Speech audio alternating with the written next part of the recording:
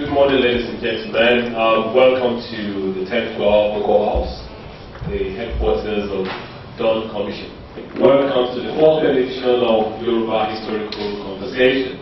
This is the 4th edition, repeating myself.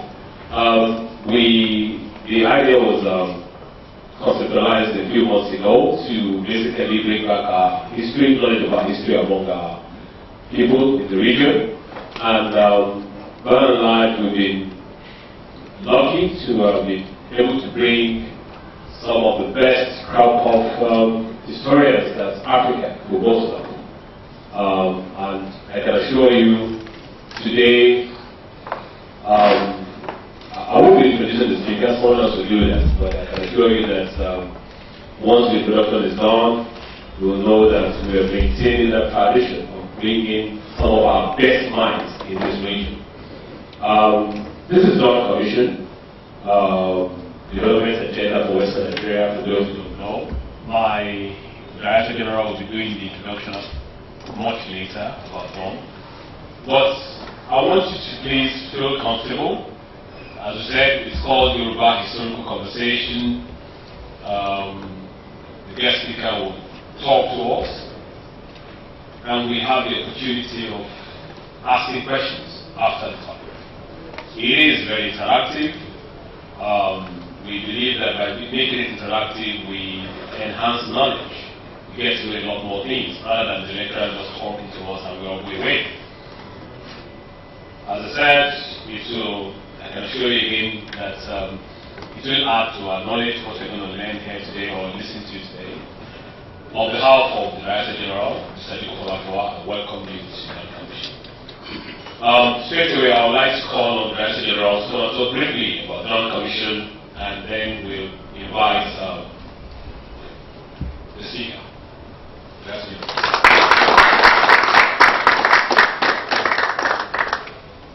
Good morning, distinguished ladies and gentlemen. I say especially very good morning to our daddy and our guest historian who is in our midst today, Professor Akinjide.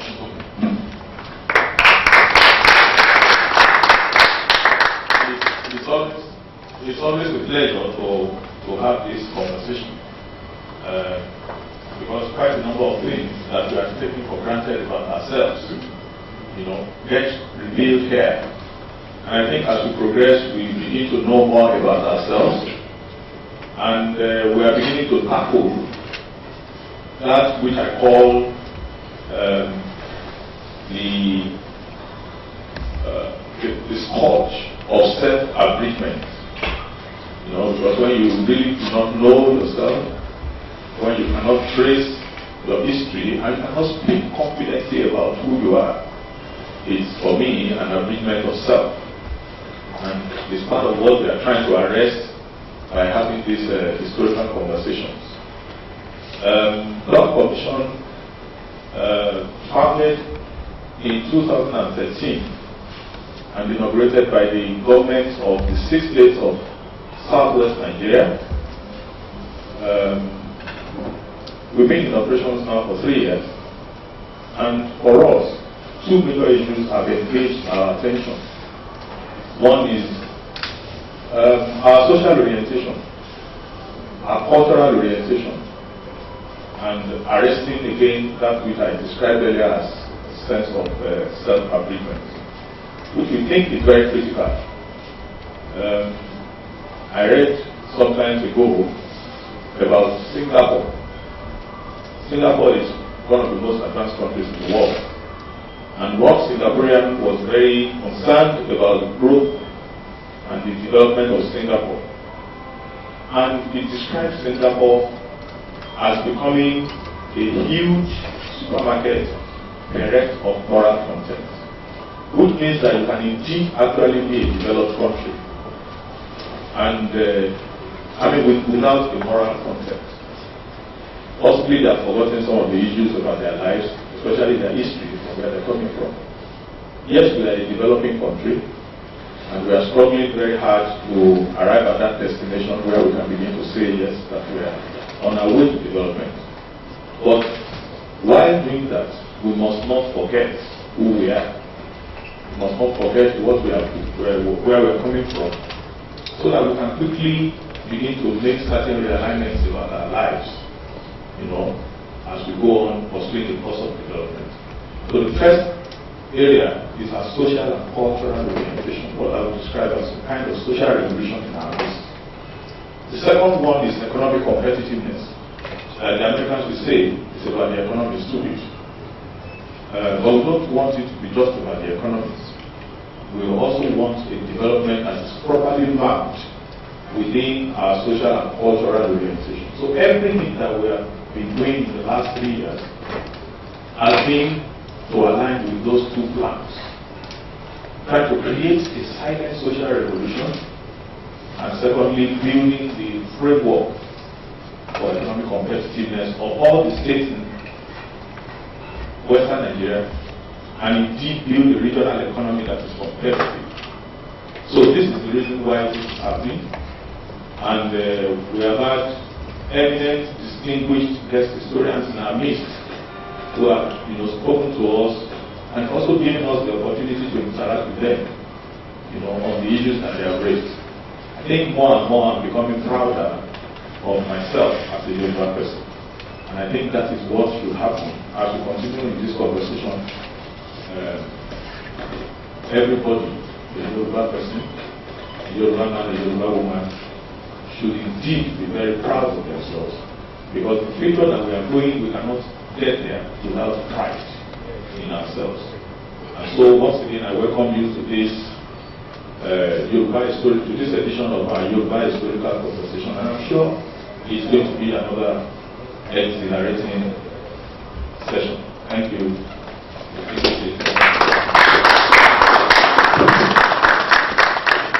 Thank you, Director General.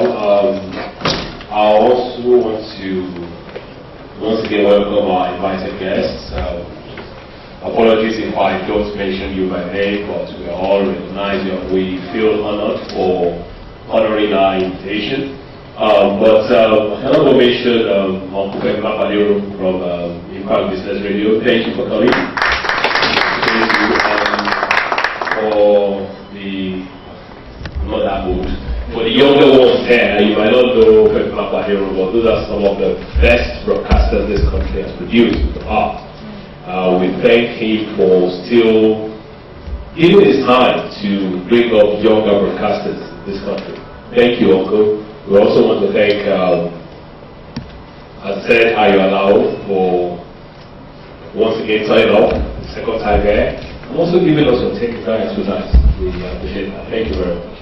Again, as I said, if I didn't mention your name, it's not an oversight, it's just because maybe I don't know your name. Thank you for coming.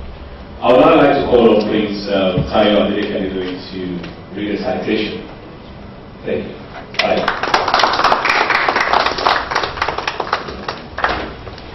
Good morning, everyone. Once again, welcome to the 4th edition of the Yoruba Historical Conversations. We have here with us a distinguished scholar who will be speaking on the burden of history and modern politics in Yorubaland. But I would like to dwell a bit into the life of this gentleman, because I think it's critical for us to understand his background so we can have a proper digest of what he will be talking about us today.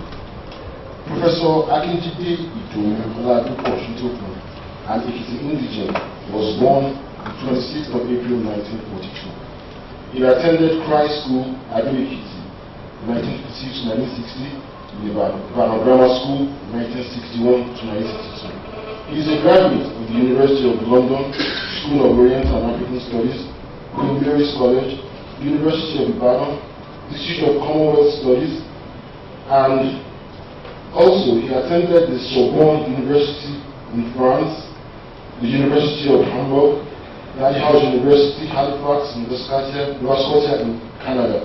So as you can see, the professor is widely traveled. He's a contemporary global citizen. You can imagine what it's like in those days to have gone around the world. Professor Osuntokun is a public scholar par excellence.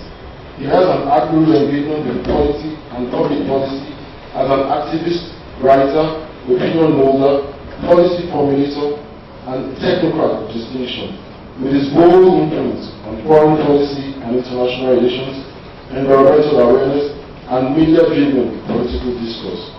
A well-celebrated man, Professor Osuntokun, many awards and distinctions include the National Honor as the Officer of the Order of the Niger (OON), is a Fellow of the Nigerian Academy of Letters, a Fellow of the Historical Society of Nigeria, an Isaac Walton Killam Scholar from the Nova Scotia University in Canada, Ireland and Bona Graduate Prize in History, the Presidential Honor from the Republic of Equatorial Guinea, and an Emeritus Professorship at the University of Lagos, amongst many others. He has his stellar career won a full level of an academic, having served in various capacities as tutor, assistant professor, lecturer, senior lecturer, associate professor, professor, visiting professor, and emeritus professor. A distinguished global public servant, he has served the nation in various capacities. This includes as Director of the National Universities Commission Office, Ottawa, Ontario, Canada, the Director of the National Universities Commission Office, Washington, D.C., is a member of the Committee on War Museum, a member of the National Board of the Directorate of Employment, Special Advisor, Ministry of External Affairs, an Ambassador Extraordinary and Plenipotentiary of the Federal Republic of Nigeria to Germany, a member of the Delegation of Nigeria to the United Nations General Assembly, 1988, 89, 91 to 93, 2005, 2006, 2009, 2011, and 2012. He is a member of the national delegation to the Conference of Parties to the UN Convention on Climate Change, Berlin, Germany, 1995, and Copenhagen, Denmark, 2010. A member of the 5-man Presidential Advisory Council on International Relations, and Pro-Councillor and Chairman, Governing Council, Ekiti State University, 2011. Professor has also published many books, some of which include an autobiography of Professor Akinjide Osuntokun, Abidakun, if I pronounce that correctly, Power Roller, a biography of Sir President Ibrahim, Chief S.L. Akitola, His Life and Times, Nigeria in the First World War, Equatorial Guinea, Nigeria relations, the diplomacy of labor, government and politics for West African students, and he has also co-authored, edited, and co-edited many other publications. It is, however, impossible to aptly describe the enigma that is Professor Osuntokun in a few pages. I am positive that quite a number in the audience might feel I have not done justice in delivering a properly detailed description of the professor. That, of course, in some sense is controversial. Controversy is something that Baba is not alien to. It is virtually impossible for one to have read so many books, written so vastly, achieved so much, celebrated everywhere, done so much, and not be trailed by controversy. Let us not forget also that Professor is from Ekiti, and from what I gather, controversy seems to be an indigenous word. Some have described him as proud, some as an Yoruba, some as a Muslim apologist, and some have even vilified him for the book he wrote on Chief Akitola, which is a historical inquiry into the life and times of a man who Professor described as having been doing good for 50 years, then suddenly becoming bad in his last 5 years. It is, however, of general consensus that Professor is a fine historian, a distinguished gentleman, an eminent scholar, and of course, an composer. Baba is a quintessential fine boy professor. A man of elegance, sharp intellect, and oratorical prowess makes him a harvest of cerebral and charismatic graduates, firstly to the Yoruba and then to humanity. Professor is a rare breed, well-bred, properly and broadly educated, decent, and humane. Ladies and gentlemen, it is my pleasure to introduce to you Emeritus Professor Akinjide Osuntokun, a scholar, a gentleman, and a man.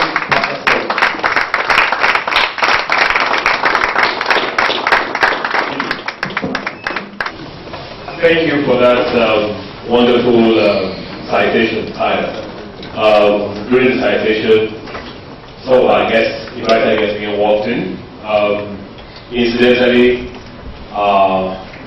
the last guest speaker at the third edition, Professor West, walked in. Thank you for coming.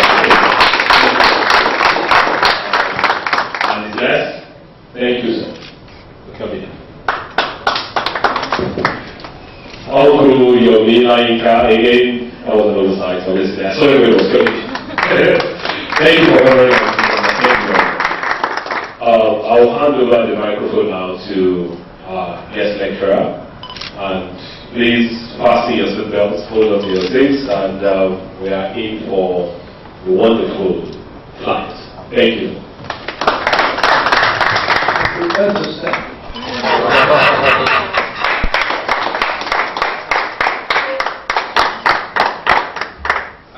Gigi, my brother, and Sheye, who traced me to the social function and handed over to me the invitation to come here. I'm very happy that Shima is here. He is a more distinguished historian of Yoruba heritage than myself. He knows what I'm saying. My expertise is not in Yoruba history, but as a Yoruba man, I know a little bit. And having been born several years ago, I have lived some of Yoruba history. I listened very carefully to what Prince Adeleke Adedoyin said about me. I was surprised that that some people describe me as controversial. Well, that is probably not untrue, because if I wasn't controversial, I wouldn't have spent 6 months in Abacha.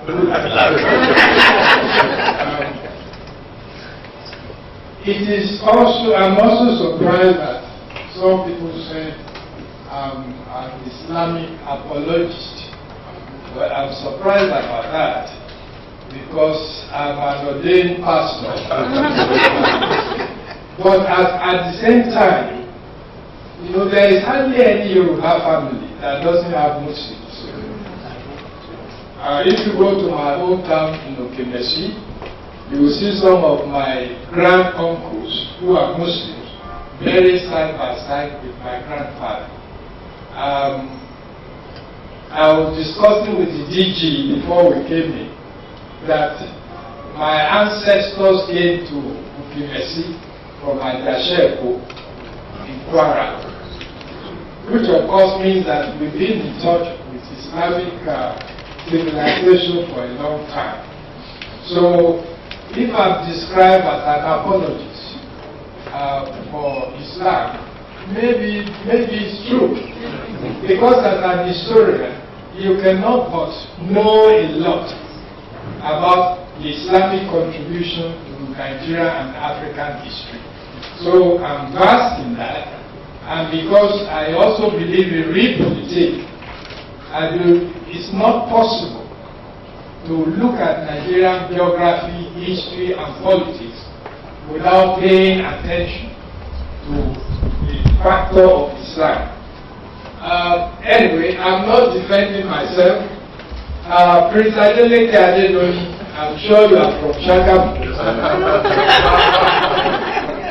And I'll tell you a story that you may not know. When Prince Adeleke Adedoyin was a member of the NCNC, Chief Awolowo spoke to him and said, Prince, Awolowo is also from Rema, spoke to Prince Adeleke Adedoyin that, look, why do you have to remain in NCNC? Why can't you join the action group and let's put our hands together to develop Western Nigeria? And Prince Adeleke Adedoyin, who was a very, very strong member of the NCNC, very powerful, said everything is possible in politics, and told Chief Awolowo that he will require £75,000 to bring people from the NCNC, Yoruba people from the NCNC into the action group. And Chief Awolowo said, well, he will talk to the people who give the boss of the action group. And the resources were made available to Prince Adeleke Adedoyin. And after some time, a lot of people from the NCNC crossed over to the action group, including Prince Adeleke Adedoyin himself, who subsequently became Speaker of the Western House. And you know, Chief Awolowo, I'm happy you said I wrote a book about Chief Akintola. I also contributed a chapter on Chief Awolowo to the centenary celebration of Chief Awolowo. And before Chief Awolowo died, I was told that he read my book about Chief Akintola and said he would like me to write a book on him. Chief Awolowo said that. Unfortunately, the time was not available. But to go back to the Prince Adeleke Adedoyin story. Later on, Chief Awolowo then saw Prince. And Prince Adeleke Adedoyin, for those of you who are very young, most of you here are very young, used to be called Sarki Sila. Because when his father died, in Yorubaland, it's not, succession to the throne is not based on the principle of primogeniture. It's not the first son who becomes king. There are several houses where kings come from.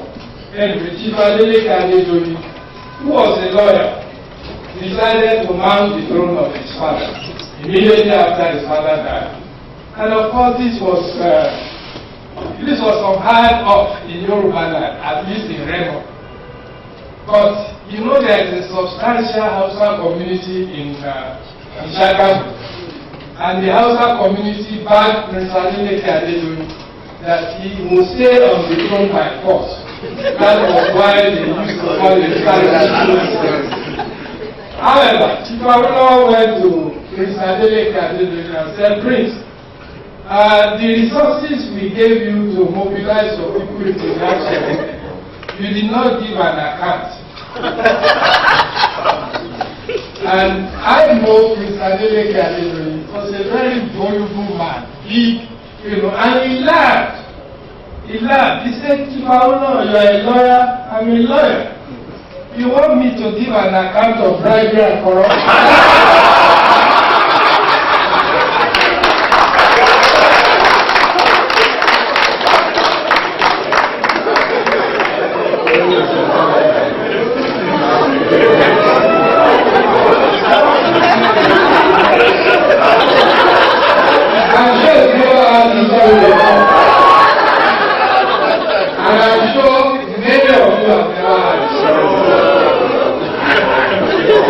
So this is why history is very important.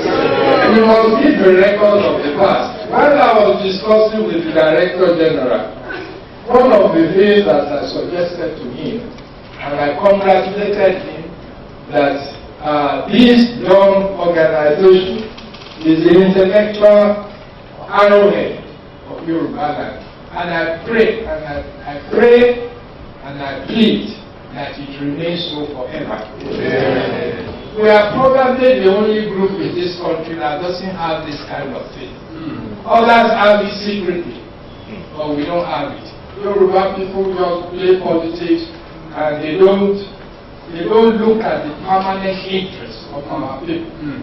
I believe what Dom is doing is to establish this permanent interest and to tell everybody to work towards it. Chief Awolowo, I will say again, said several times that there is no conflict between Nigerian nationalism and Yoruba patriotism. You can be a Yoruba patriot at the same time be a good Nigerian. Charity begins at home. So I'm very, very supportive of the effort of Dom in this regard, that we must all work for a permanent interest, to realizing a permanent interest of our people. And it's not in conflict. with the interests of Nigeria.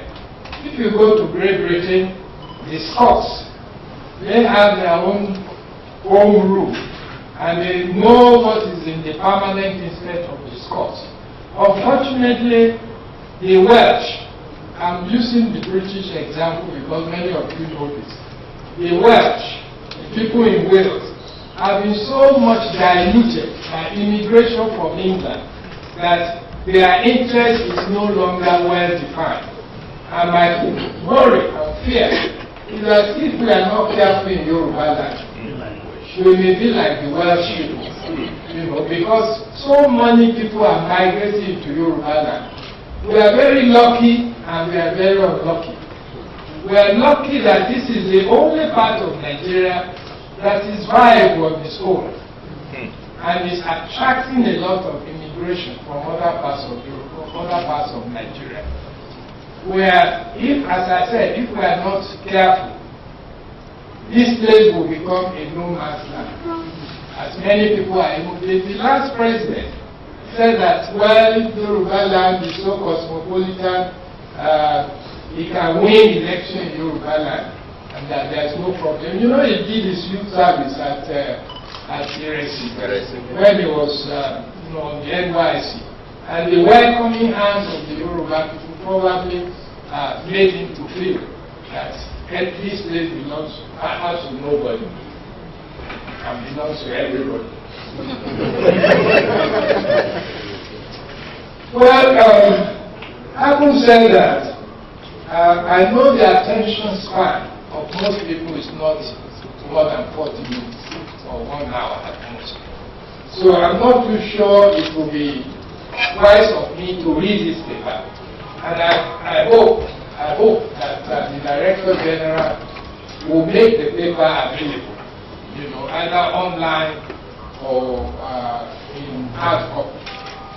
The point I would really want to make is that Yorubaland, or the Yoruba people, number about 40 million people, scattered in Lagos, Ogun, Kwara, Osun, Ondo, Ekiti, Kogi, Edo, and Delta states.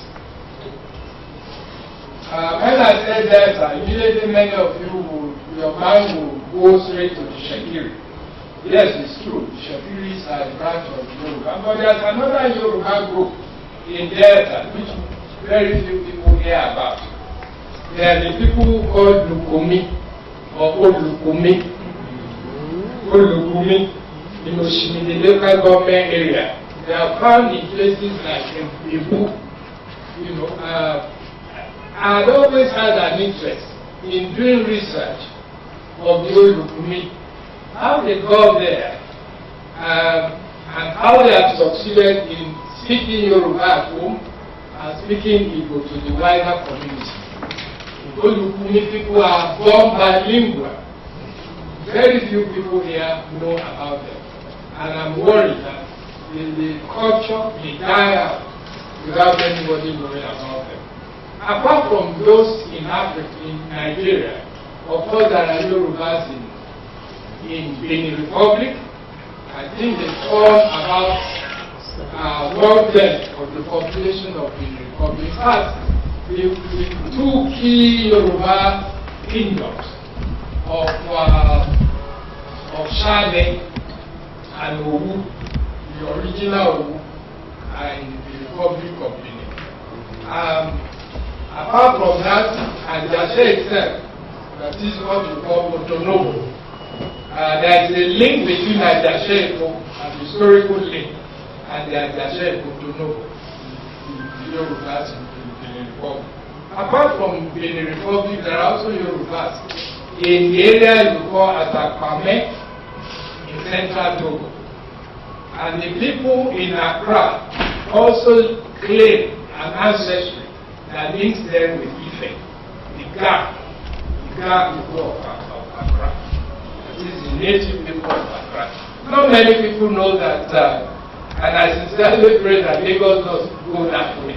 If you go to Accra now, the Ghana people have been so reduced by immigration from all over Ghana that it's very difficult to point to the Ghana as the original rulers of Accra. That is the fear that some of us have for us. Apart from those places in West Africa, there are also Yoruba people in Trinidad and Tobago. I once went to Trinidad and Tobago several years ago, and a friend took me to a nightclub, and during the festivities, drinking and dancing, they then announced that they were going to perform the Shogo dance. I was surprised. First of all, in Trinidad, the port of Spain, you will see a lot of people, men, with dada hair. They call it dada hair. They don't know what it means.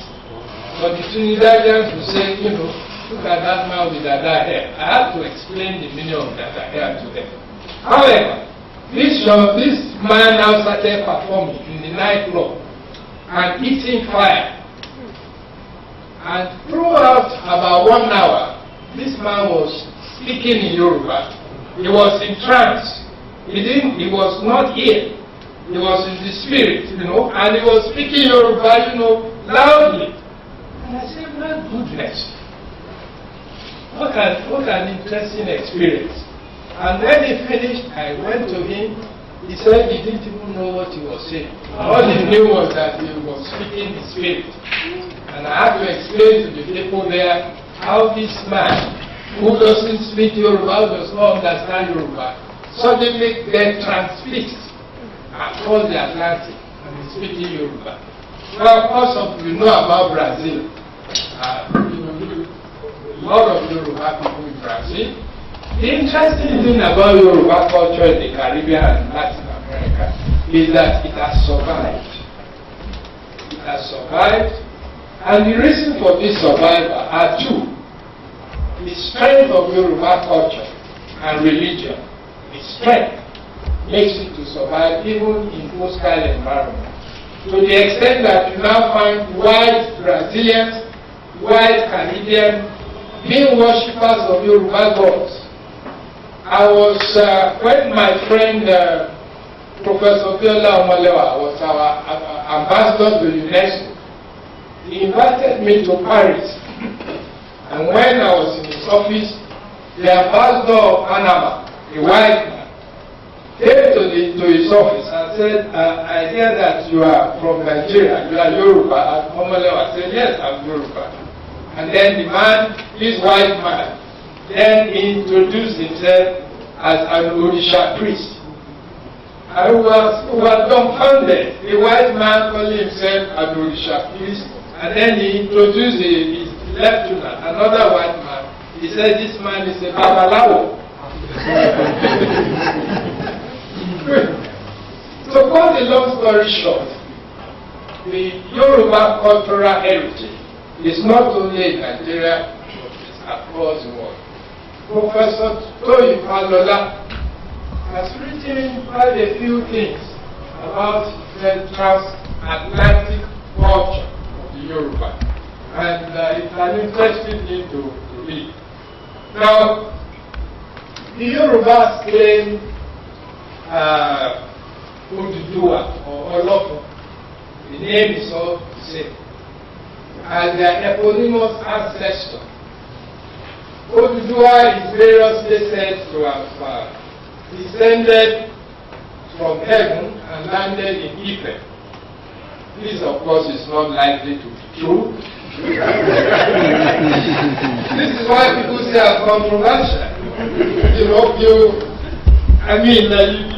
This is something that we received me, but we have to critique it. What is likely to have happened is that the Oduduwa story talks about or is referring to migration of a more advanced people into Ife. Probably people with the knowledge of working of iron, whereas the original autochthonous people in Ife, in Ife and other parts of Yoruba would have been stone working people. So this is an advanced civilization that came into Ife. it does not mean the Oduduwa story, and this is another controversial thing that I say. It doesn't mean that all Yorubas descended from Oduduwa. The origin of a dynasty is different from the origin of the people. You understand? The British monarchy is German. It does not mean British people are Germans. The dynasty, the Oduduwa dynasty, represented a new dynasty that superseded the previous dynasty in Yorubaland. This is why you will find a dichotomy of power in many Yoruba native cities. If you go to Akure today, you see the Alakure, you see the Deji. The Alakure is the sleeping monarch, the one that was removed when the Oduduwa wave of immigration came into Yorubaland. You go to Ikere, you see the Ogoga, the present Oba, the active Oba. Then you see the Olukere, who must not see the Ogoga in the day. You know, the Olukere doesn't come out during the day. So also the Alakure, they only come out in the night. Because the effective ruler now, the Oduduwa representative, are the ones in power. You go to Ikare, you have the Olukare, you have the Owale, and so on. You go to Ado-Ekiti, you have the Ewi, you have the Odio. This dichotomy of power in Yorubaland represents the eclipse of the previous autochthonous rulers by the new wave of immigration. So the same thing in Benin, because the ruling dynasty in Benin is Oduduwa dynasty. Never mind what the new Benin revisionists are saying. Doesn't make sense what they are saying. That Oduduwa, they are Oduduwa in Benin. It's actually the coming back of Ekalajehan, who was removed as by the Obisos as Oba of Benin, vanished into the forest, wandered into Yorubaland, landed in Ife. Because of his knowledge of the herbs and forests, Ife people made him king, and that his name was Izoduwa, for those Ife people called him Oduduwa. And that the coming back of Oromia to Benin, when they appealed to Ife, we don't have a ruler. We've tried republicanism, is not working. Please send us a ruler, and they sent Oromia. The Benin people are now saying, yes, they sent Oromia to us, but it was the son of our own former king that we sent into the forest, out of minute. It doesn't make sense. So, the ruling dynasty in Benin is also Oduduwa.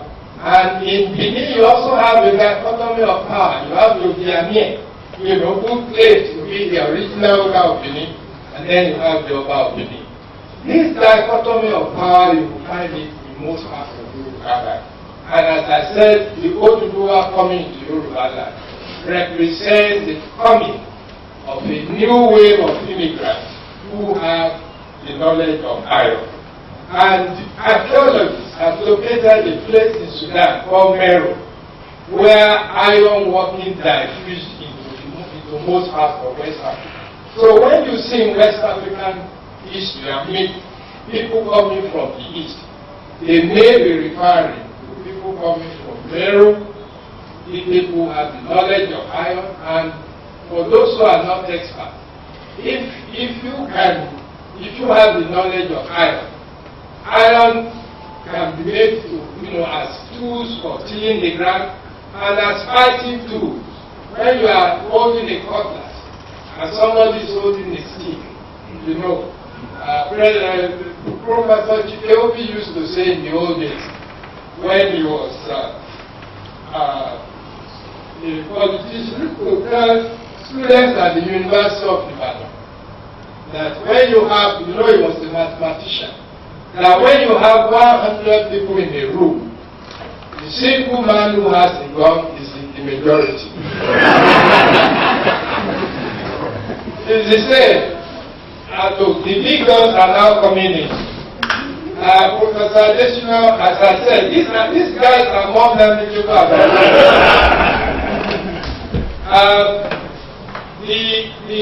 As I said, Chief says, if you have 100 people in a room, and one man out of the 100 has a gun, the one with the gun is the majority.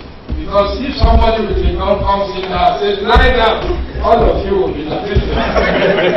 So it's the same thing with this wave of iron-working people who came into Yorubaland and represents the Oduduwa tradition. The question of Ife primacy in Yorubaland is settled in terms of cultural primacy. I'm not talking about political primacy. You know, some of you may know that I'm also the backbeat of Oyo. Yes. So I will not say something that is not true about Yorubaland.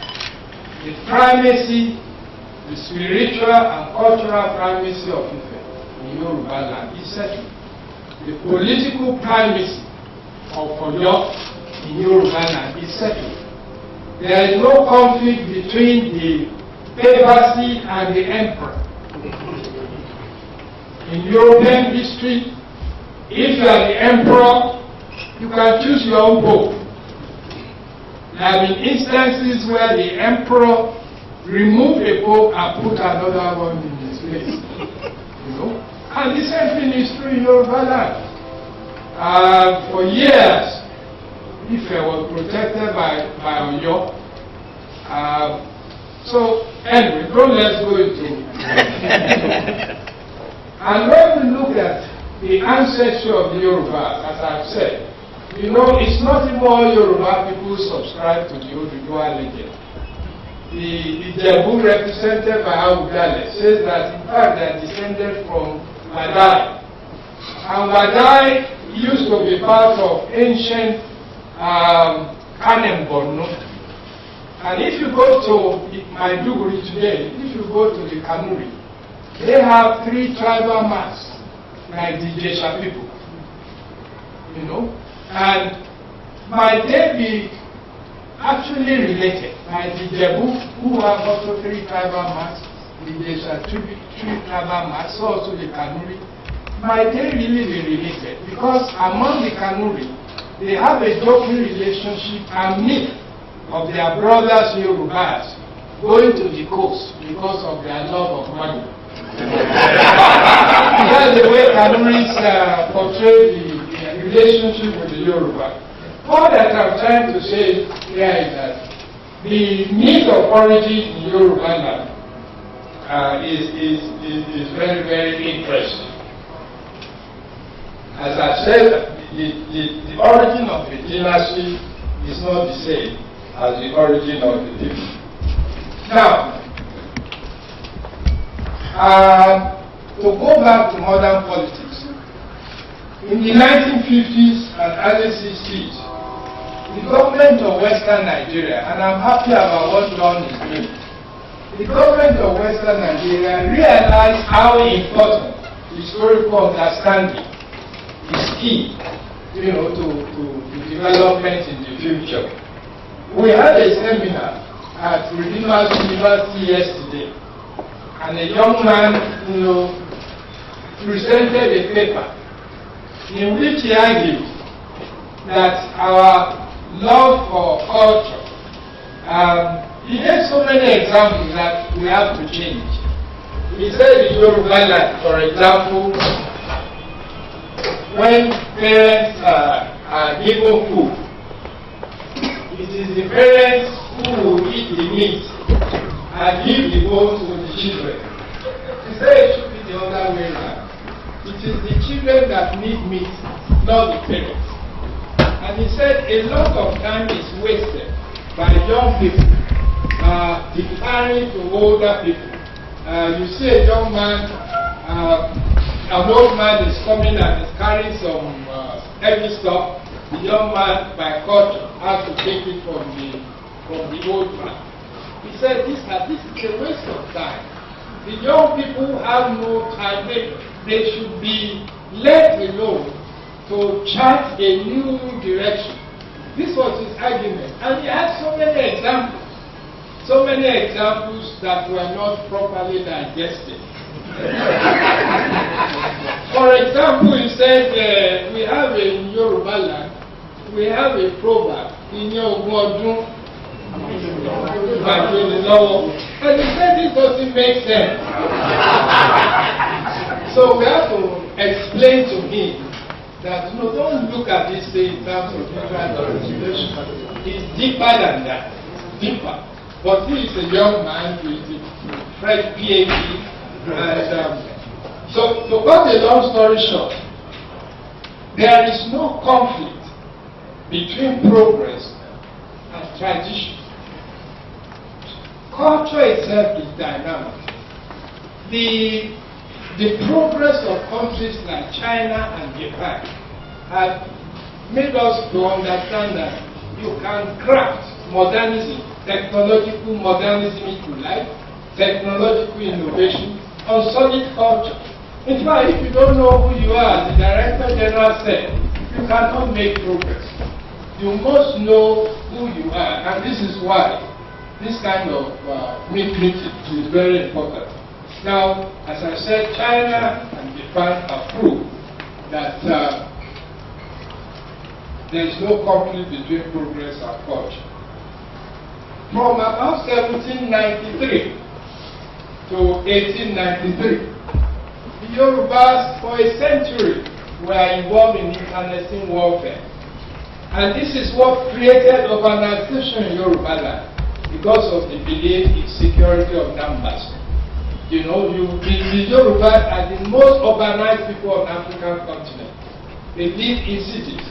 And people are now saying that because of time, about 40% of Nigerians will be living in cities. But the Yorubas have already exceeded 40%. I think about 60% of Yorubas, if not more, live in cities of substantial population, from Lagos, Ibadan, Ilorin, Malaysia, Akure, so on. In Oyo State, for example, in Oyo and Osun State, about 80% of the people live in urban areas. This has significance. It has significance. When you live in an urban area, you develop tolerance. One of the reasons why I don't want to put any Nigerian group down, but if you go across the Niger to the east, you will find that the Igbos live in little settlements. Sometimes you go into the forest, you see a mighty house, singly in the forest. Everybody, the Igbos have the same. Every man is king in his own house. The Yorubas don't have that kind of say. Because of this urbanization, we have developed tolerance. You cannot live in cities and be intolerant. So this is very important. It is also important economically that you have markets. Large people constitute markets. These are the ingredients of development. And we can build our forward, plan on the fact that we must produce services to satisfy these urbanized people in Yorubaland. Now, as I said, many of the reasons for this urbanization came as a result of the Yoruba Civil Wars of 1793 to 1893. I remember reviewing a book edited by the late Professor Akinjide. Did you hear her pronounce the name Akinjide? It's not Akinjide, it's Akinjide. The late professor told me that the meaning of Akinjide that it's a drum. It's a kind of drum. It's slightly different from bata, and that his father knew how to dance to that drum. That was why they called his father Akinjide. He edited a book, A Century of Yoruba History, and he asked me to review it. This was, I think, shortly after I came out of the Abacha Gulag. And one of the things I said about that book, I think Shino may have had a chapter or something like this. It was the Ife people who organized and produced this very useful book. And if you don't have it, please go and get it. A Century of Yoruba Warfare. I reviewed the book, and one of the things I said was that the war witnessed a revolution in Yoruba military history, from siege warfare from siege and warfare, attrition warfare, to war movement. And there were military people who were sitting, and then I remember Major General Ikewachukwu came to me and said, "Jide, you mean your people, as far back as the 18th century, knew about war of attrition, siege warfare, and even war of movement?" I said, "Of course, yes. Because when Balogun Ishola Fabumi came from Okimesi, leading a band of soldiers from the Ekiti-Parapor Confederacy, the war Ekiti-Parapor is just for convenience. Within the Ekiti-Parapor Confederacy, there was the Gomina, there was the Ife, the Jeshas were categorized as part of Ekiti, the Akoko, and the Ilorin. All of them were in an alliance against Ibadan and Oyo people. So when we talk about Ekiti-Parapor war, it's not just a war fought by Ekiti. However, Balogun Ishola Fabumi came all the way from Okimesi to relieve Ife from being overrun by the Oyo, particularly the Modakeke. That is a war of movement. And the difference between a war of movement and war of attrition was that when you go to the Kiriti war battle, people settled in their various formations. They even had wives. They married and they had children while the war was going on. That's the war of attrition. And to those of you who are Yoruba purists, during those wars, the Bashan of Mola in Ibadan, took wives from the emir of Ilorin, daughters of the emir of Ilorin, who have been married to Yoruba warriors in Ibadan. So the concept of Yoruba or pan-Yoruba did not exist at that time.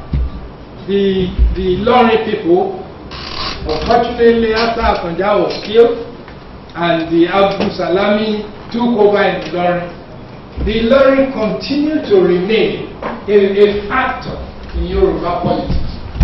They did not see themselves as northerners. They saw themselves as Yoruba people fighting to fill the vacant position vacated by the collapsing Oyo Empire. But nowadays we tend to see the Ilorin thing, because after all, many of the generals in the Ilorin army were Yoruba people, Solagberu and so on and so forth. These were Muslims who thought the struggle was between Islam and paganism. Now, to move forward, these are some of the issues that we must understand. Because I spent quite some time on the Fulani factor, Fulani in quote, Fulani factor, and our resistance. Anything in Yorubaland that suggests linkage or rapprochement between us and the North, you will immediately be labeled as another Afaja. And to young people, if you are called Afaja, they don't understand the meaning. Whereas, in fact, we have to review the position of Afaja in Yoruba history. Because he was a victim of the circumstance. He probably too had aspiration to become an Alaf. He was a prince, and he was sent to the frontier to hold the fort there. But of course, he overplayed his hands. Islam was moving into Oyo itself. He thought he could ride on the wave of Islam and maybe seize the throne.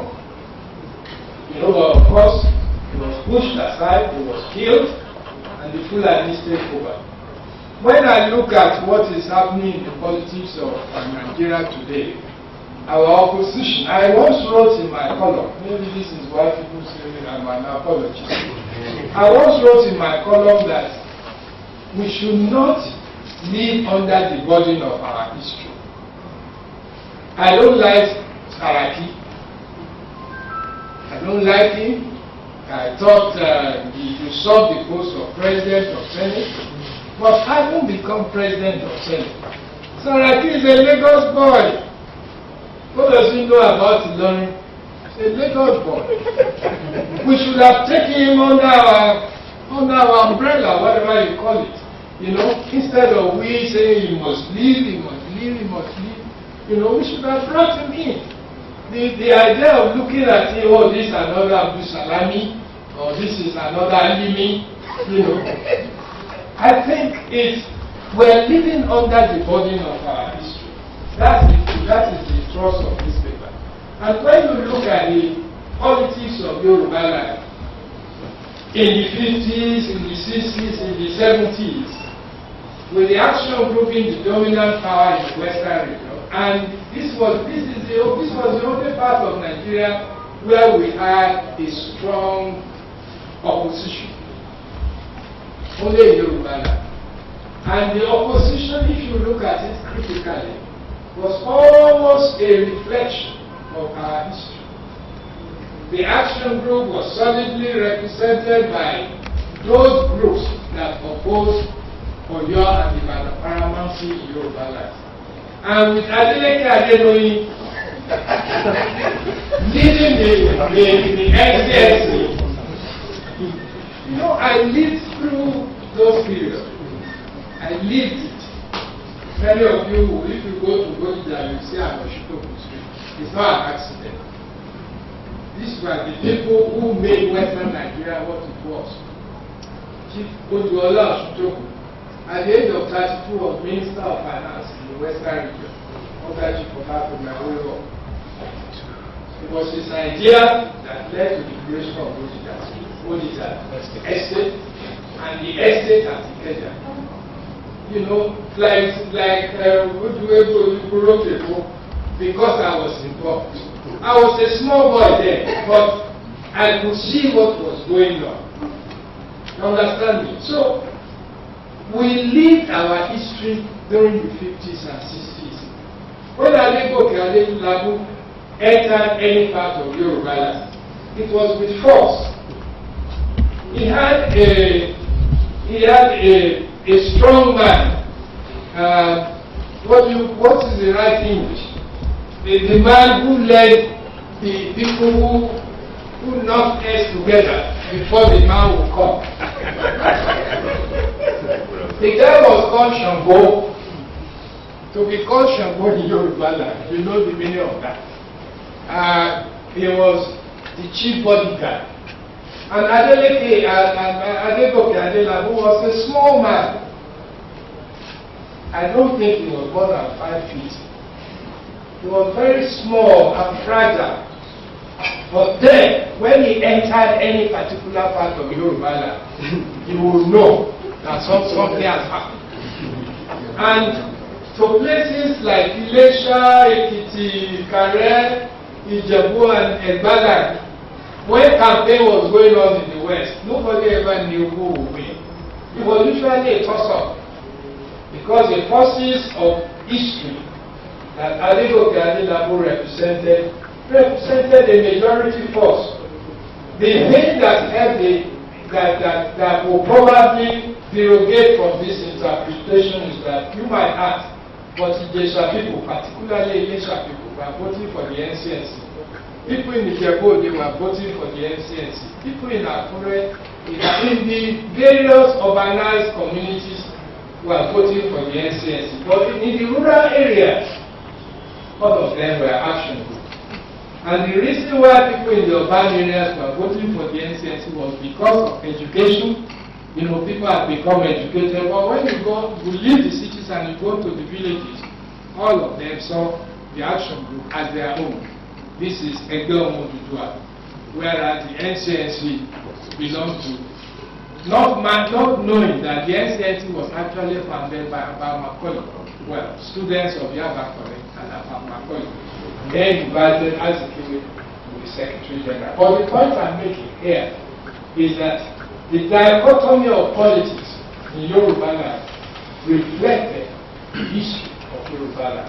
And you will see this continue even up to the Second Republic, when the UPN, the only time that Yorubaland totally supported Chief Awolowo. But who did you find in the NPN? The stalwarts of Ibadan politics.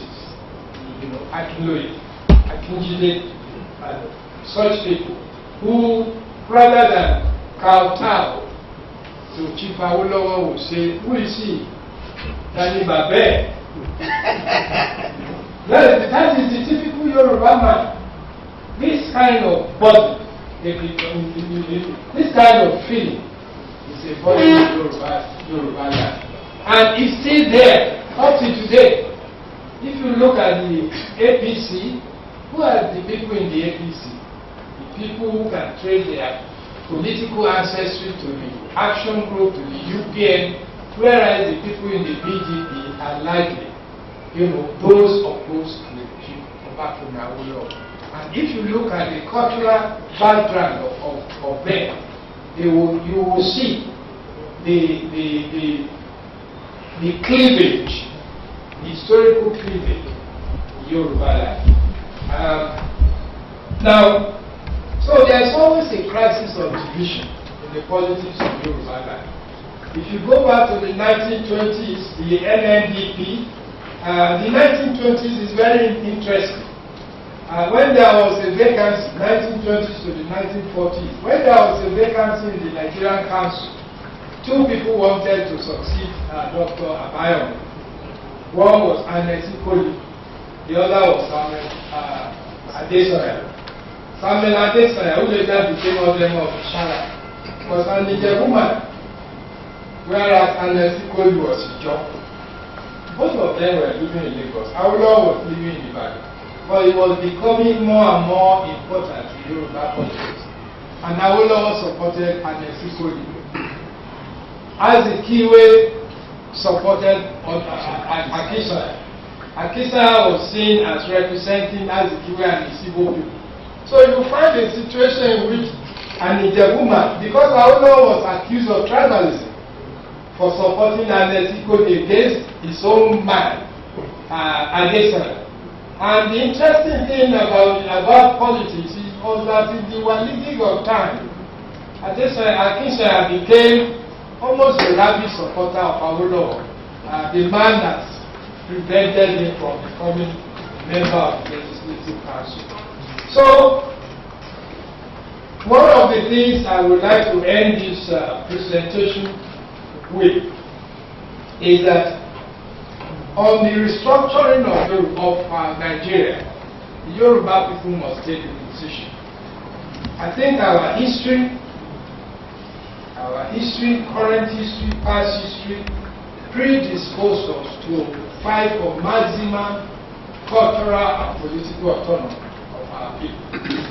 And the only way to do that is to support proper federalism, or if you like, peaceful federalism, because it has been proved in other parts of the world where you have culturally pluralistic people together, that the best way forward is for each group to develop at its own pace and then come together in a weak center.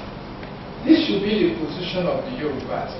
It does not mean we want the country to be torn apart. What we are saying is that there is no conflict between patriotism and nationalism. And finally, I want to conclude this lecture by focusing on the institution of Obas in Yorubaland. I have once described Nigeria as a country of 2,000 kings and one republic, which is self-contradictory. Republicanism and monarchy are self-contradictory. But that is what we have in Nigeria. Thousands of kings in Yorubaland, in the north. Of course, the Igbos now are also copying the Yorubas. You will have a king in the morning and then a trader in the afternoon. And then one of the things that worried me, and I was happy when I shared this view with that of Famakiwa, and he said that in fact it's something that they too are worried about and took a position. When you have a situation where somebody is being introduced as the Eze Ndigo of Yorubaland, or Eze Ndigo of your land, Eze Ndigo of Yorubaland, and people are being referred to as prince. You know, this is a prince from Lagos, his father is Eze Ndigo of Lagos. And I said, this is getting out of hand. But I'm happy that it seems as if the whole thing is, I think it was probably born out of the politics of the last regime when they were trying to cut Yoruba's society. And I'm very happy that perhaps one of the people mobilized against Jonathan, at least at an intellectual level, was myself and others. Because I remember giving a lecture under Chief Anode's radio station, what is it called? Splash, in which I argued, that what was going on under Jonathan was unacceptable. The position of traditional rulers is very important because they provide rallying points for the people's mobilization, especially in the rural areas. They also provide channels of communication between governments and the people. They are also, in some cases, religious leaders, and this is more so in the Islamic area of northern Nigeria, where emirs are also religious leaders. But whatever any traditional ruler may claim to follow, either Christianity or Islam or traditional religion, they perform, even up to today, religious functions. If you go to Ife, I lived in Ife when I was young, and what we used to say about Ife was that there are 366 days in Ife. When one local god must be propitiated, there is always a celebration of one god or the other. And it still goes on. Never mind whether the god is a Muslim or a Christian. I live in Ede, the hometown of Shinya, and Ede is almost 95% Muslim. But then, Ede is famous in Yoruba history for Shango. When you go to the palace, you see the figurine of Shango. And I once discussed with the Alafin, because Shango was an Alafin who was deified, Alafin of the 15th or 16th century, who was so powerful and was deified. When the Alafin of Oyo, the present one, Oba His Royal Majesty, Oba Lamidi, at the end. And when I see in the papers, some Obas in Yorubaland being referred to as their Imperial Majesty, I just laugh. I mean, well, perhaps, how do you become an Imperial Majesty without an empire? Anyway, it doesn't matter. I discussed with the Allah when he called me and said, I would like to make you the package of Oyo. And I said, can't you see you are a Christian? He said, I know. I will even follow you to the church to celebrate it. You know the Allah is a Muslim. And he then said, you will see Shango Shrine in the palace. I appointed somebody who is in charge of it. I'm a Muslim. I go to Mecca. In fact, the time it was Amiru Hajj. But it doesn't mean that I should abandon what my people believe in. So all of us in Yorubaland are also religious leaders. And they are regarded as very powerful. That is why you have the other referred to as Ikulu Abayeye. Also almost omnipotent. When you go to Ilesha, Deshaland, you see people at the outside of the palace when the cabbage is coming out, you see people say, Ojo Yere, Ojo Babare. Does it look like your mother or your father? This is Obas are religious leaders. Unfortunately, because of the apparent power of the Obas, they are coming to clash with political leaders. Many of you will remember that the father of the president, Alafo Oyo, was banished, I think in 1954, or removed from the throne and banished to Elisha. There have been Obas whose salaries were reduced to pennies, as a result of politics. But the fact remains that no matter what you think, the position of Obas remains very important. In India, which had some similar history with us, the Maharajas were removed from power, but their wealth and properties were left in their hands. I don't believe there is any regime in Nigeria that will be powerful enough to do away with Obas and Emirs. No government can do what was done in India, because Obas, as I said, are very powerful. Here in Ibadan, the position of the Yorubaland is increasing every day, incrementally. So even here, not to talk about the traditional areas of Oyo, Ife, Ilesha, and so on, the position of Obas is very formidable.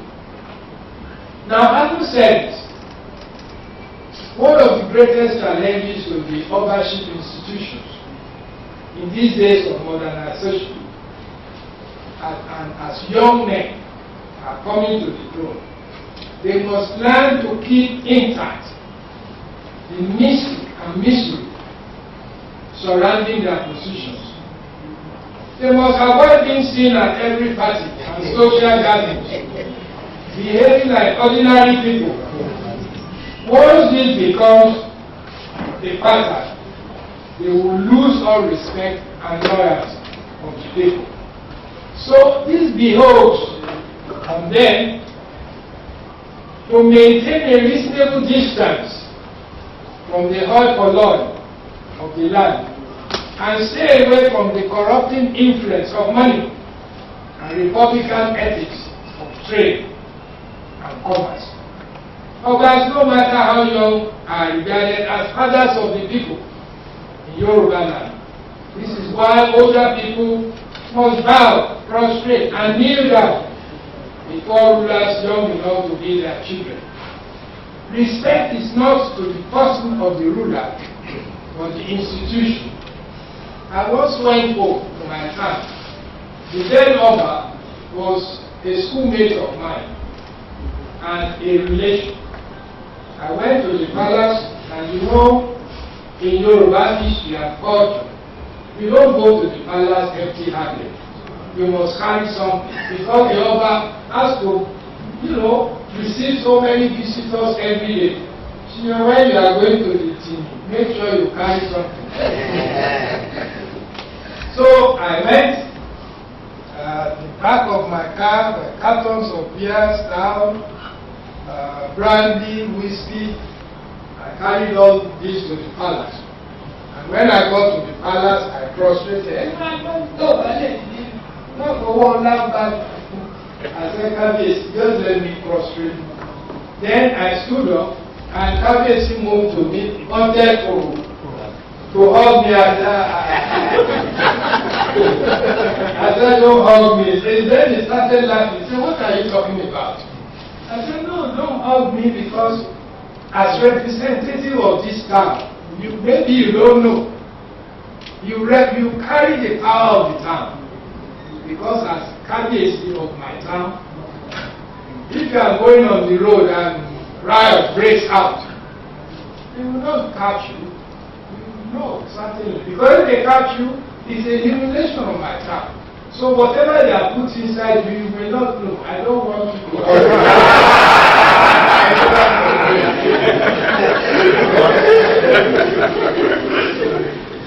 In conclusion, I believe I have pointed out how the issue of Yorubaland has affected and is affecting Yoruba politics internally among the people and externally to the rest of Nigeria, especially the North. It is suggested that the excision of the North from the rest of Yorubaland has been a sore point, but that we should let bygone be bygone and realistically deal with the issue politically by forging links with the Kwara and Kogi modern political leaders instead of acting back to the past. We must not allow the burden of history to wear us out and weigh us down, and to determine the trajectory of our future politics and political alignment in the center. We have also suggested that the ideology of progressivism should help in breaking down north-south dichotomy in Nigeria, as is the case in the current YHC party, imperfect as it may appear. We are also suggesting that no matter the political differences in Yorubaland, we must conduct our politics with tact, civility, and decorum, characteristic of our Omaluabi. We have also suggested that for a long time to come, traditional political leaders as constituted by the Obas will continue to have a role to play in Yoruba politics, and that for the institution to endure, those occupying the traditional thrones must preserve the mystic and the mystery of their post-led familiarity breeds content. Thank you.